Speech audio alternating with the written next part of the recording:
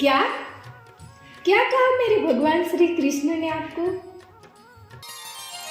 यदा यदा हि धर्मस्य ग्लानिर्भवति भारत। जागो वत्स,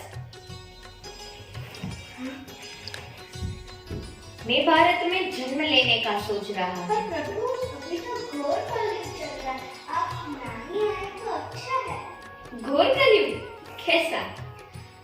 आप अपने भारत को देखकर दुखी हो जाओगे। ओह, क्यों? मैं आपको एक गीत के माध्यम से समझाती हूँ। एक पंक्ति में आप कलयुग की तुलना कर सकते हैं। ठीक, सुना।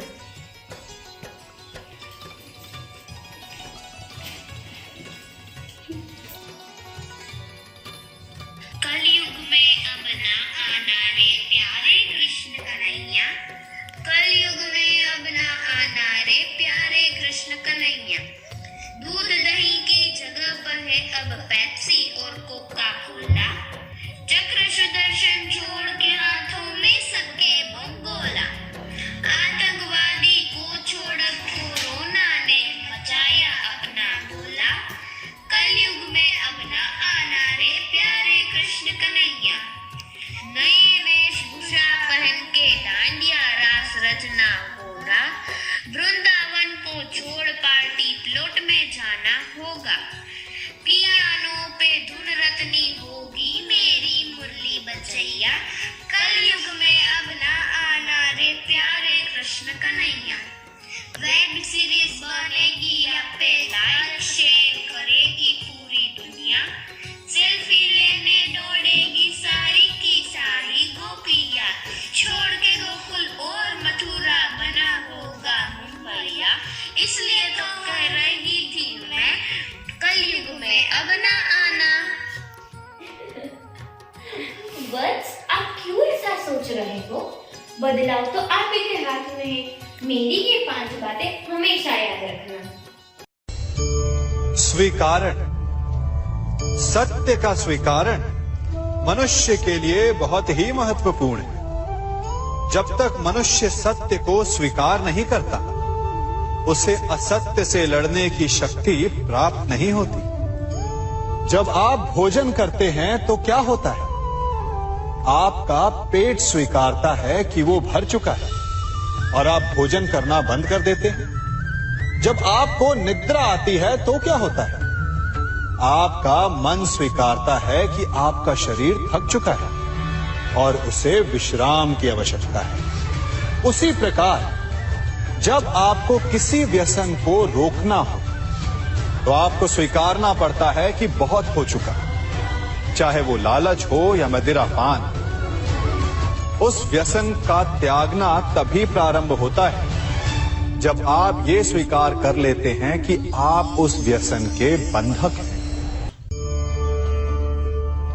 हम सब शीघ्र ही सफलता चाहते हैं, ढेर सारी संपत्ति और सुख चाहते हैं, और ऐसे में कई बार हम छोटे मार्गों का चयन कर लेते हैं। वो मार्ग जिनमें परिश्रम नहीं होता, जिनमें होता है तो केवल छल, कुटिलता और भाग्य का सहारा। जैसे कि जुआ।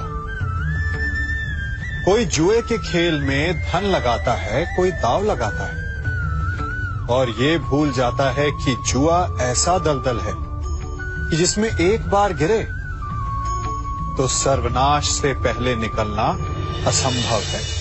यदि आप जीते तो और जीतने की भूख बढ़ जाएगी, और यदि आप कुछ हार बैठे तो उसे पुनः पाने के लिए आप फिर से खेलेंगे।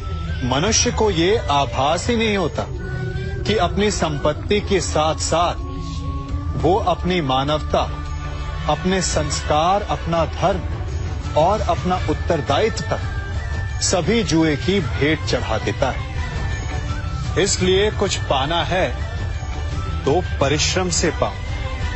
यदि कुछ जुए में जीता तो वो उतना शीघ्र ही खो दोगे, चूंकि उसे परिश्रम से पाया नहीं गया है। और उसकी रक्षा करने के लिए आपके मन में स्वाभाविक प्रयास भी नहीं होंगे। तो बस अगर आप मानते हैं कि कलयुग है तो यह बात का भी स्वीकार करिए कि उसे बदलाव लाने की शक्ति भी आप में ही है। सही बात है आपकी प्रभु। आज से मैं ही नहीं बल्कि मैं सारे मित्रों को भी सही बात पर चलने समझाऊंगी। और हम में ही कृष्ण है और वो हमें सदा सही कर्म करने के लिए प्रेरित करते हैं। जय श्री कृष्ण।